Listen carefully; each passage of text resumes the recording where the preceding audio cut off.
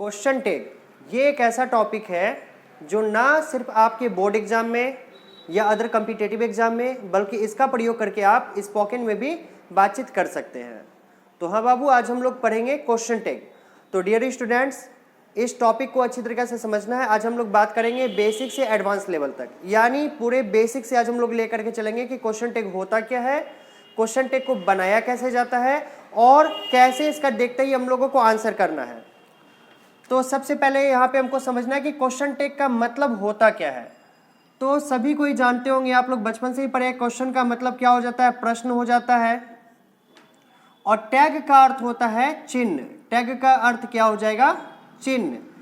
For an example goes to, जैसे ये आपका एक स्मार्टफोन है, तो स्मार्टफोन के ऊपर में एक ये कटा हुआ सेब का जो एक चिन्ह बना दिया जाता है, तो इससे यह पता चलता है कि ये किसका मोबाइल है, ये कौन सी कंपनी का मोबाइल है, ये आपका एप्पल का सेट है।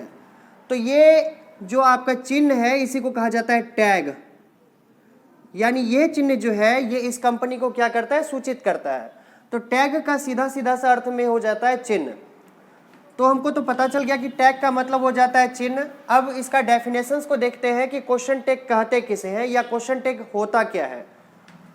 तो आइए इसको समझते हैं, क्वेश्चन टैग का definition.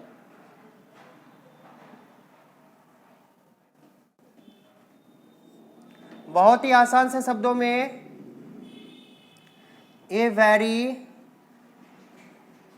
Short clause at the end of a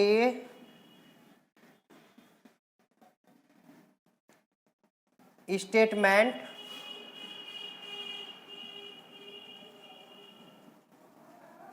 which changes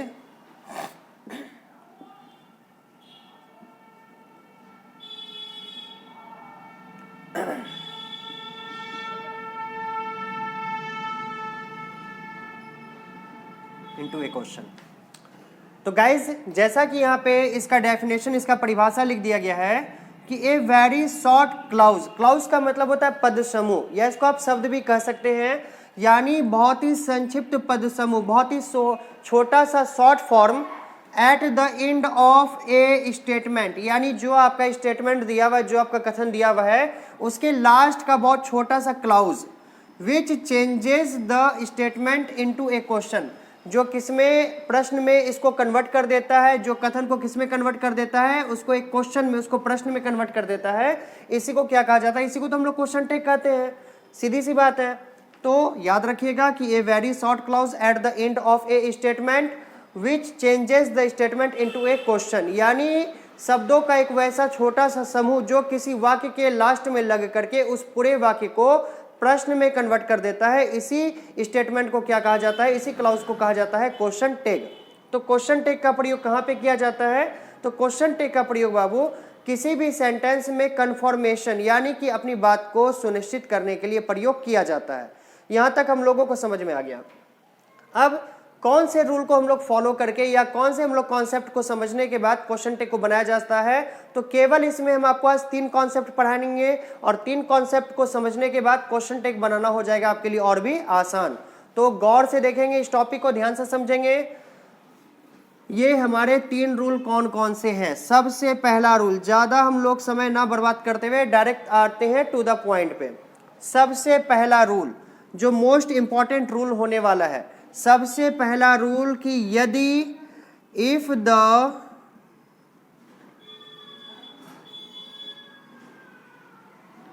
statement may be affirmative, then we make question tag into negative. देखिए गाइस, यहाँ पे क्या कहा जा रहा है कि यदि जो आपका सेंटेंस या जो स्टेटमेंट, जो आपका कथन दिया हुआ है, वो क्या रहे, वो आपका अफर्मेटिव रहे। अफर्मेटिव कहने का मतलब उसमें नॉट उट का प्रयोग ना हो। तो बच्चों ध्यान से समझेंगे, अगर बाबू आपको सेंटेंस में नॉट का प्रयोग ना दिखे, आपको नॉट उसमें नजर नहीं आ रहा है, तो आपको उसको किस में कन्वर्ट करना होगा, उसको नेगेटिव बनाना होगा, यानी कि सेंटेंस अफर्मेटिव रहने के कंडीशन में उसको नेगेटिव बना दिया जाता है। ये बहुत ही आसान सा सेंटेंस है। उसके बाद इसी का एंटोनिम्स, इसी का अपोजिट, इसी का विपरीत उल्टा आप कह सकते हैं, क्या हो जाएगा कि यदि if the statement may be negative then we make, या चेंज भी आप कह सकते हैं,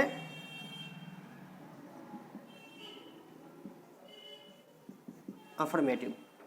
क्या कहा जा रहा है कि यदि सेंटेंस, यदि अगर आपका कथन क्या रहेगा, नेगेटिव रहेगा, क्या रहेगा, नेगेटिव रहेगा। एकदम आसान से समझेंगे, यदि अगर आपका सेंटेंस क्या रहेगा, नेगेटिव रहेगा, तो उसको हम लोग क्या बना देंगे, उसको हम लोग बना देंगे अफर्मेटिव में कन्वर्ट कर देंगे। यानी कि अगर सेंटेंस में नॉट नहीं है तो क्वेश्चन टैग में नॉट लगाया जाता है, और सेंटेंस में अगर पहले से नॉट का प्रयोग है तो वहां से नॉट को हटा करके सेंटेंस को क्या बना दिया जाता है, सेंटेंस को अफर्मेटिव में बना दिया जाता है। ये आपका कॉन्सेप्ट है। अब रूल नंबर 3, अब कॉन्सेप्ट नंबर 3 एकदम ध्यान से समझेंगे डियर स्टूडेंट्स, बहुत ही एकदम बेसिक टू एडवांस आज हम लोग बात करने वाले हैं। और कॉन्सेप्ट नंबर 3 आपका क्या कहा जा रहा है कि there is no auxiliary verb in the sentence, in the sentence, then we use do, did and does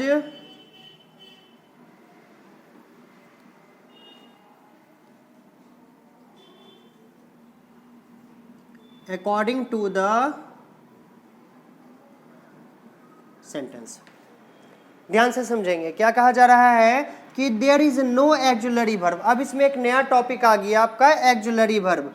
अब आप यहाँ पे पूछ सकते हैं कि सर ये एक्जुलरी वर्ब क्या होता है, तो अभी हम लोग इस पे भी बात करेंगे। पहले इसको समझिए कि यदि किसी सेंटेंस में एक्जुलरी वर्ब ना हो, याद रखना है डियर स्टूडेंट्स कि किसी भी सेंटेंस में कम से कम 2 वर्ब पाया जाता है या कम से कम 1 वर्ब पाया जाता है। एक होता है आपका हेल्पिंग वर्ब और दूसरा होता है आपका मेन वर्ब। तो यदि किसी सेंटेंस में अगर हेल्पिंग वर्ब यानी कि एक्जुलरी वर्ब का प्रयोग नहीं किया गया हो, तो यदि किसी सेंटेंस में एक्जुलरी वर्ब नहीं रहेगा तो उसमें कौन सा वर्ब रहेगा, तो उसमें मेन वर्ब रहेगा। तो जब किसी सेंटेंस में एक्जुलरी वर्ब नहीं रहे, तो अब यहाँ पे आती है बात कि सर ये एक्जुलरी वर्ब होता क्या है। तो एक्जुलरी वर्ब जो है किसी भी सेंटेंस में प्रयोग किया जाने वाला उस क्रिया को कहते हैं, उस वर्ब को कहते हैं जो सेंटेंस को एज ए सपोर्ट करता है, उसको क्या करता है, मदद करता है, उसी को एक्जुलरी वर्ब कहा जाता है। For an example goes to, जैसे हम कहते हैं I am ready, I am ready, मैं तैयार हूं, तो यहाँ पे एम आपका कौन सा वर्ब हो गया, एम आपका एक्जुलरी वर्ब हो गया। उसी प्रकार से आप कहते हैं कि you are happy, you are happy, तो यहाँ पे आर आपका कौन सा वर्ब हो गया, यहाँ पे आर आपका एक्जुलरी वर्ब का काम कर रहा है। तो हाँ गाइस, तो यहाँ पे इसी को एक्जुलरी वर्ब कहा जाता है। तो जब किसी सेंटेंस में एक्जुलरी वर्ब नहीं रहेगा तो वहाँ पे कौन सा वर्ब रहेगा, तो वहाँ पे मेन वर्ब रहेगा। तो वहाँ पे कौन सा वर्ब रहेगा, वहाँ पे मेन वर्ब यानी मुख्य क्रिया रहेगा। तो मुख्य क्रिया के अनुसार उसमें क्या चीज का प्रयोग करना है, उसमें डू, डिड या डच का प्रयोग करके सेंटेंस को बना देना है आसानी से। अब आइए हम लोग पहले समझते हैं कि एक्जुलरी वर्ब हमारा कितने प्रकार का होता है। इसको मिटा देते हैं और फिर आगे समझेंगे।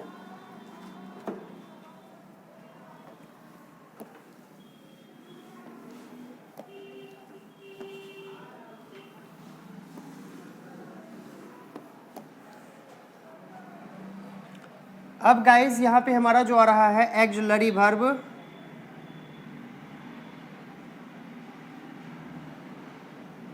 एक्जुलरी वर्ब ये सामान्यतः 3 प्रकार के होते हैं। कितने प्रकार के होते हैं, 3 प्रकार के। सबसे पहला प्राइमरी एक्जुलरी वर्ब,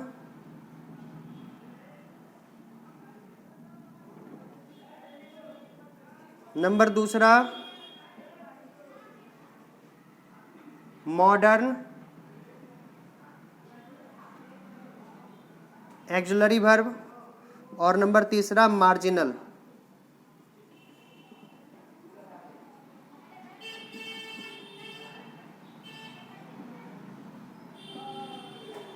तो गाइज यहाँ पे हमारा एक्सिलरी वर्ब 3 प्रकार का हो गया, primary, modern and marginal. Primary, modern and marginal. तो क्वेश्चन टैग में इन तीनों वर्ब से आपके सवाल में प्रश्न रह सकते हैं, तो इसीलिए पहले इन तीनों को समझना जरूरी है। ध्यान से समझेंगे। प्राइमरी में आपका कौन कौन सा आ जाता है? Is, am, are, was, where, has, have, had, do, did and does. ये आपके कौन से वर्ब हो गए गाइस? ये आपका प्राइमरी एक्सिलरी वर्ब हो गया, यानी वैसा क्रिया जो प्राइमरी लेवल पे यूज किया जाता है, जो जनरल सेंटेंस लगा करके जिसको हम लोग बनाते हैं, इसको हम लोग प्राइमरी एक्सिलरी वर्ब कहते हैं। उसके बाद नंबर दूसरा आता है dear students modern auxiliary verb. Modern auxiliary verb आपका क्या क्या आता है? Can, could, shall, should, will, would, may, must and might. तो ये आपका कौन सा वर्ब हो गया? ये आपका हो गया मॉडर्न एक्सिलरी वर्ब, यानी इस वर्ब का प्रयोग किसी विशेष प्रकार के सेंटेंस के लिए प्रयोग किया जाता है। उसके बाद आता है आपका मार्जिनल एक्सिलरी वर्ब। ये तीसरा आपका वर्ब हो गया कौन सा? Marginal auxiliary verb. तो डियर स्टूडेंट्स ध्यान से समझेंगे, ये मार्जिनल एक्सिलरी वर्ब होता है need to, use to and ought to. तो ये आपके टोटल 3 प्रकार के वर्ब हो गए, प्राइमरी, मॉडर्न एंड मार्जिनल। अब इसी वर्ब का प्रयोग करके आपको कौन सा सेंटेंस को बनाना है? क्वेश्चन टैग का सेंटेंस को बनाना है। तो गाइस हमने सबसे पहला क्या पढ़ा कि यदि कोई सेंटेंस अफर्मेटिव हो, यदि कोई सेंटेंस क्या हो? अफर्मेटिव हो, तो उसका क्वेश्चन टैग क्या होगा? नेगेटिव होगा। रूल नंबर दूसरा इसी का जस्ट अपोजिट था कि यदि कोई सेंटेंस नेगेटिव हो जाए तो ऐसे कंडीशन में क्वेश्चन टैग जो है वो अफर्मेटिव बन जाता है। और नंबर तीसरा था कि यदि किसी सेंटेंस में एक्सिलरी वर्ब का प्रयोग ना हो, यानी सीधे सीधे तौर पे क्या कहा जा रहा है, यानी इसमें से कोई भी अगर नहीं रहेगा तो उसमें हमको आवश्यकता अनुसार क्या जोड़ देना है अपनी इच्छा से? डू, डिड एंड डज का प्रयोग किया जाता है। जैसा सेंटेंस रहेगा, जैसा उसमें मेन वर्ब रहेगा, अगर वो V1 है तो उसके हिसाब से डू लग जाएगा, V2 है तो वहां पे हम लोग डिड का प्रयोग करेंगे, और उसका V5 है तो वहां पे हम लोग डज का प्रयोग करेंगे, और उसमें हम लोग लगा देंगे नॉट, कब? अफर्मेटिव रहने के कंडीशन में। तो ध्यान से समझते हैं। साथ ही साथ डियर स्टूडेंट्स इसमें एक पॉइंट आपको और अच्छी तरीके से याद रखना है। वो पॉइंट क्या है आपका? कि क्वेश्चन टैग वाले सेंटेंस में हमेशा शॉर्ट फॉर्म का यूज किया जाता है। कौन से फॉर्म का यूज किया जाता है? शॉर्ट फॉर्म का, जिसको इंग्लिश में एब्रीविएशन यानी संक्षेपण कहते हैं, यानी कि शॉर्ट फॉर्म कहते हैं। For an example goes to, जैसे प्राइम मिनिस्टर को शॉर्ट में क्या लिखा जाता है? PM। तो ये क्या हो गया आपका? ये प्राइम मिनिस्टर का एब्रीविएशन हो गया। उसी प्रकार से चीफ मिनिस्टर को शॉर्ट में लिखा जाता है CM। तो आप कह सकते हैं कि सर ये आपका चीफ मिनिस्टर का क्या हो गया? एब्रीविएशन हो गया, संक्षेपण हो गया। जी हाँ बिल्कुल। उसी प्रकार से आप बहुत सारा देखते हैं, DM होता है, SDO होता है, BDO होता है। तो ये सारा का सारा वर्ड क्या है? आपका एब्रीविएशन है, यानी उसका शॉर्ट फॉर्म है, उसका संक्षिप्त रूप है। तो क्वेश्चन टैग वाले सेंटेंस में हमें क्या करना है? क्वेश्चन टैग का एब्रीविएशन यानी संक्षिप्त रूप को लेना है। जैसे अब संक्षिप्त रूप किसका लेंगे? आप नाउन या प्रोनाउन का तो संक्षिप्त रूप ले नहीं सकते हैं, तो स्वाभाविक सी बात है कि वहां पे हमको एक्सिलरी वर्ब प्लस नॉट का संक्षिप्त रूप का प्रयोग करना है। जैसे अगर आपका रहता है इज प्लस नॉट, तो इज नॉट को आप इजेंट लिख सकते हैं। क्या लिखेंगे? इजेंट। उसी प्रकार से एम प्लस नॉट को आरंट लिखा जाता है। क्या लिखा जाता है? आरंट भी लिखा जाता है, यानी तो एमंट भी लिखा जाता है। उसी प्रकार से आर प्लस नॉट को क्या कहते हैं डियर स्टूडेंट्स?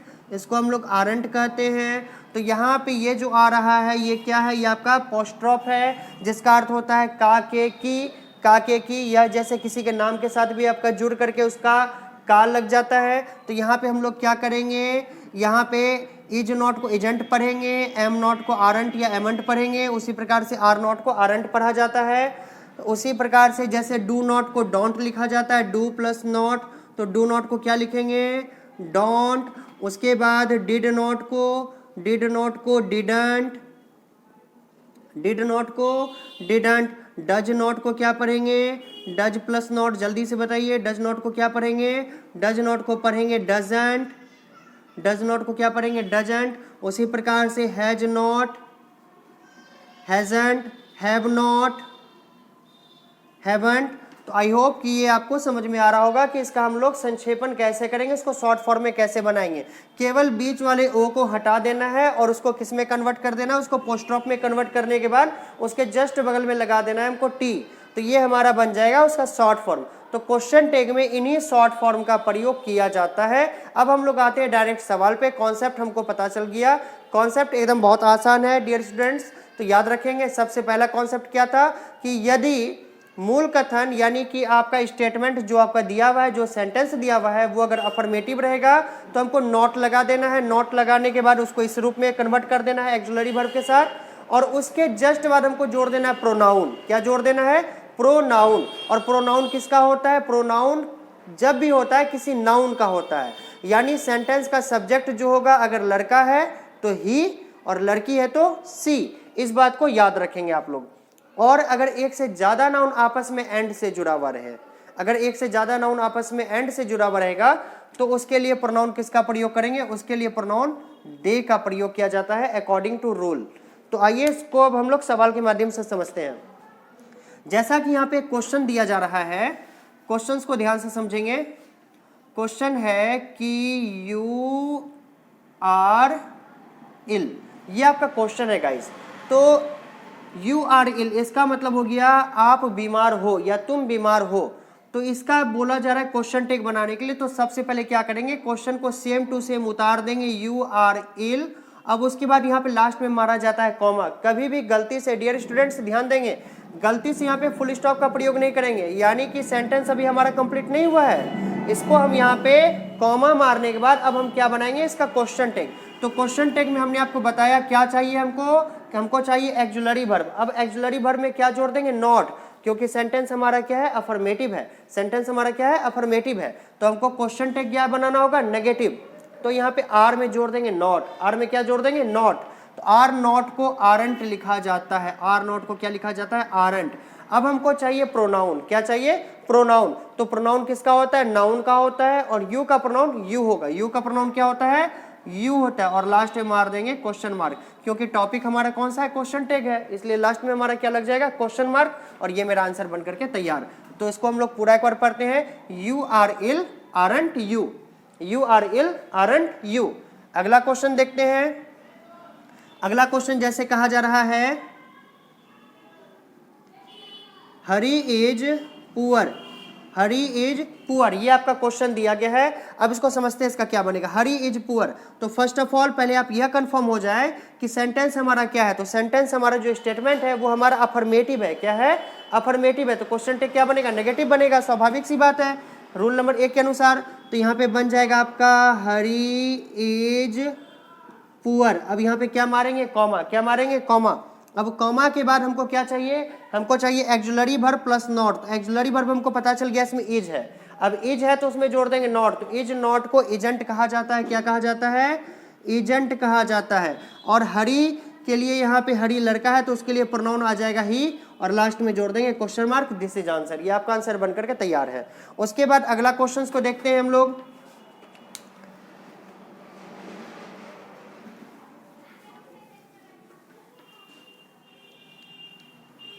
नेक्स्ट क्वेश्चन की ओर देखते हैं कि अगला क्वेश्चन हमारा क्या कहा जा रहा है। गाइस हमारा अगला क्वेश्चन है जैसे दिया जा रहा है, प्रिया वॉज, या ये ले लेते हैं, प्रिया हैज अ कार।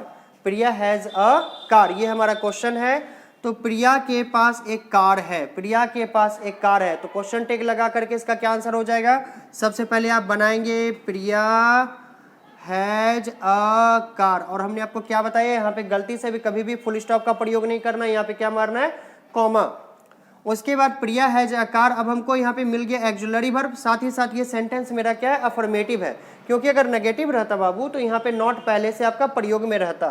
तो यहाँ पे नॉट का चर्चा नहीं है, इसका मतलब सेंटेंस हमारा क्या है, अफर्मेटिव है। तो अफर्मेटिव रहने के कंडीशन में क्वेश्चन टैग हमारा क्या बनेगा, नेगेटिव। तो हैज में जोड़ देंगे नॉट, तो हैज नॉट को जल्दी से बताइए क्या बनेगा, हैज नॉट को क्या लिखा जाता है, हैज नॉट को लिखा जाता है हैजंट। और प्रिया लड़की है तो उसके लिए प्रोनाउन क्या आ जाएगा, सी, और लास्ट में जोड़ देंगे क्वेश्चन मार्क, और ये आपका आंसर बनकर के तैयार हो गया। तो इसको हम पूरा पढ़ेंगे कि प्रिया हैज अ कार, हैजंट सी, है ना, प्रिया के पास एक कार है ना, यानी हम कंफर्म होना चाह रहे हैं। अब मान के चलिए हम आपको एक क्वेश्चन और बताते हैं, जैसे दिया हुआ है कि you have money, you have money, तुम्हारे पास पैसे है, तुम्हारे पास क्या है, पैसे है। तो यहाँ पे हमको पता है कि आपके पास पैसे है, लेकिन हम कंफर्म हो जाते हैं, तो यहाँ पे क्या मार देंगे, कॉमा। अब हमको मिल गया हैव, और हैव में जोड़ देंगे नॉट, हैव में क्या जोड़ देंगे, नॉट। तो हैव में नॉट जोड़ने के बाद उसको बना दिया जाता है हैवंट, क्या बना दिया जाता है, हैवंट। और यू का प्रोनाउन क्या होता है, यू होता है, और लास्ट में जोड़ देंगे क्वेश्चन मार्क। ये मेरा आंसर बन करके तैयार। एक नंबर का कॉन्सेप्ट हमारा क्लियर हो गया गाइस, कि यदि सेंटेंस अफर्मेटिव होगा तो मूल कथन क्या बनेगा, क्वेश्चन टेक क्या बनेगा, नेगेटिव बनेगा। अब हम लोग बात करते हैं कॉन्सेप्ट नंबर 2 पे। कॉन्सेप्ट नंबर 2 पे आज पूरा एक ही वीडियो में गाइस, ये पूरा आज हम लोग टॉपिक समाप्त करने वाले हैं, तो एकदम लास्ट तक बने रहे। और अगर अभी तक आप लोगों ने मेरे चैनल को सब्सक्राइब नहीं किया है तो जल्दी से आप लोग चैनल को सब्सक्राइब कर दें, ताकि इस प्रकार का जो भी इंपॉर्टेंट टॉपिक है, वीडियो है, वो आप तक जल्द से जल्द पहुंच सके। अब गाइस हम लोग बात करेंगे कॉन्सेप्ट नंबर 2 पे।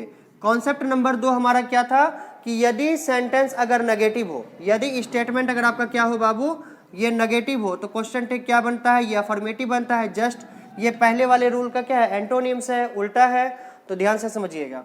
तो हमारा दूसरा क्या है कि नेगेटिव रहेगा तो अफर्मेटिव बनाएंगे। चलिए नेगेटिव कैसे, जैसे देखते हैं, दे दिया हुआ है he is not poor, he is not poor, ये आपको क्वेश्चन दे दिया गया है बनाने के लिए, और बोला जा रहा है इसका क्वेश्चन टेक बनाइए। तो ही इज नॉट पुअर, तो सबसे पहले हमको यह पता चल गया कि क्वेश्चन हमारा क्या है, स्टेटमेंट हमारा क्या है, नेगेटिव है, और नेगेटिव रहने पे क्वेश्चन टेक क्या बनता है, अफर्मेटिव बनता है।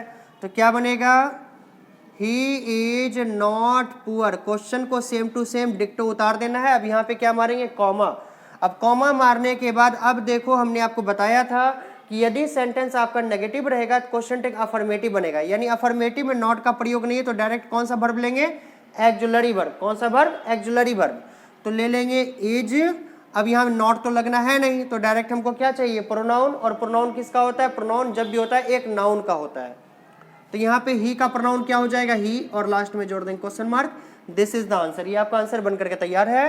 तो इसको हम लोग क्या पढ़ेंगे, he is not poor, is he answer, question mark. उसके बाद अगला क्वेश्चन को हम लोग देखते हैं, जैसे ले लेते हैं, पूजा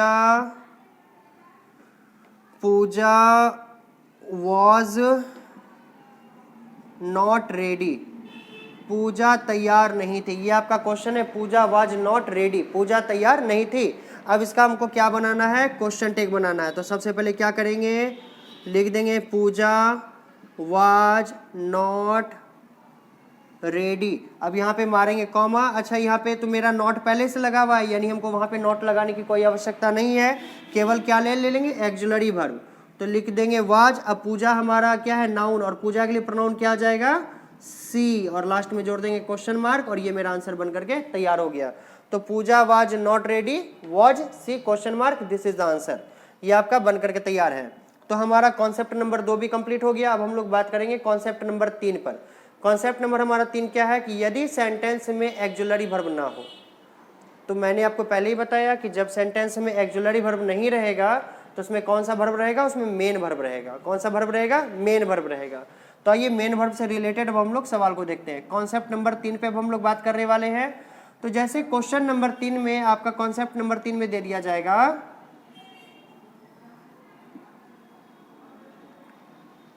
Ram goes to market, Ram goes to market, यानी राम बाजार जाता है, राम बाजार जाता है। अच्छा गाइस, अब गौर से आप देखेंगे इसमें कोई एक्जुलरी वर्ब नहीं है, इसमें is, am, are, was, were ऐसा कोई वर्ब नहीं है। तो जिसमें एक्जुलरी वर्ब नहीं रहेगा उसमें कौन सा वर्ब रहेगा, उसमें मेन वर्ब रहेगा। कौन सा वर्ब रहेगा, मेन वर्ब रहेगा।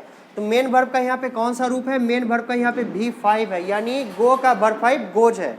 तो हमने आपको बताया था कि उसके अनुसार आपको क्या लगा देना है, डू, डिड एंड डज का प्रयोग करना है। तो आइए क्वेश्चंस को समझते हैं। राम गोज टू मार्केट, यहाँ मार देंगे कॉमा। अब यहाँ पे है हमारा मेन वर्ब का V5, तो डू का V5 ले लेंगे डज। अब डज में जोड़ देंगे नॉट, तो डज नॉट को कहते हैं डजंट, डज नॉट को क्या कहते हैं, डजंट कहते हैं। और राम मेरा नाउन है और नाउन के लिए प्रोनाउन आ जाएगा ही, और लास्ट में जोड़ देंगे क्वेश्चन मार्क। आंसर हमारा बनकर के तैयार है। उसके बाद और अगले क्वेश्चन को देखते हैं।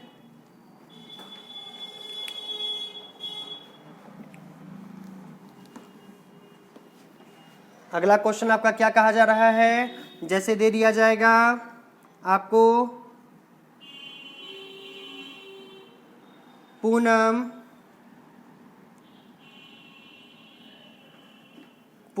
बाउट